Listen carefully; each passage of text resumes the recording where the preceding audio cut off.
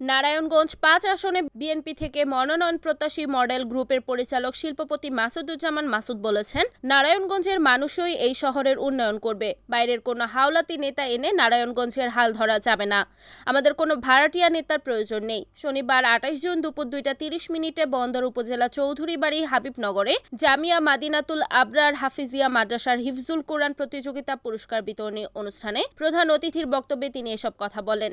তিনি বলেন, আমি এখনো আনুষ্ঠানিকভাবে নির্বাচনী প্রচারণা শুরু করিনি। এখনো ভাবছি, আলোচনা করছি। অথচ আমি মাঠে নামতে না নামতেই অনেকের ঘুম হারাম হয়ে গেছে। এতেই যদি এমন অবস্থা হয় তাহলে প্রচারণায় নামলে কি হবে তা সহজেই অনুমান করা যায়। অনুষ্ঠানে প্রধান বক্তা হিসেবে বক্তব্য রাখেন জেলা বিএনপির সাবেক ভারপ্রাপ্ত আহ্বায়ক মনিরুল ইসলাম রবি এবং জেলা জমিয়াতে উলামা ইসলামের সাধারণ সম্পাদক মাওলানা ফেরদৌসুর রহমান।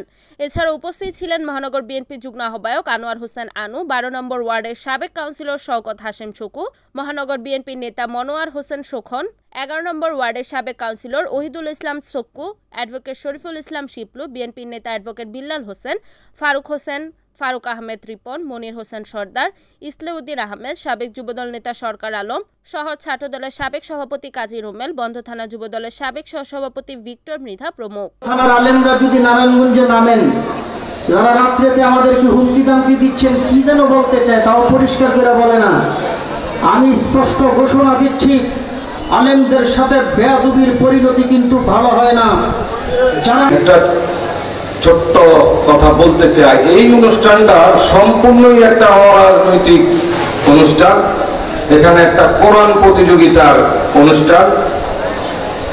এই জায়গাটায় হয়তো আমাকে প্রধান অতিথি না করলে, আপনারা গতকাল যে কথা বলেছেন মাওলানা ফেরদৌস সাহেব, ওনাদের বা আপনাদের হয়তো এইরকম ঘটনাগুলি ঘটতো না। যাই হোক, আমি বলতে চাই, আমি নামতে না নামতেই আপনাদের এত অবস্থা এত খারাপ। আমি এখনো আনুষ্ঠানিকভাবে এখনো পর্যন্ত কোনো নির্বাচনী কোনো অনুষ্ঠান আমি শুরুই করি নাই। আমি এখনো পর্যন্ত চিন্তা ভাবনার মাঝামাঝি আছি।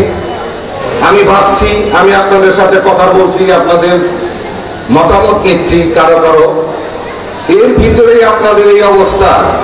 আর ইনশাআল্লাহ আমি যদি নেমে যাই, আপনাদের কি অবস্থা হবে বলেন।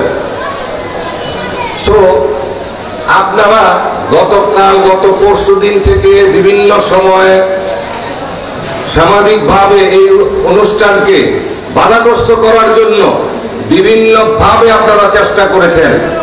একটা জিনিস মনে রাখবেন যে আমি এই এলাকারই সন্তান, নারায়ণগঞ্জে। আমি নারায়ণগঞ্জবাসীকে বলতে চাই, আমি মেড ইন নারায়ণগঞ্জ।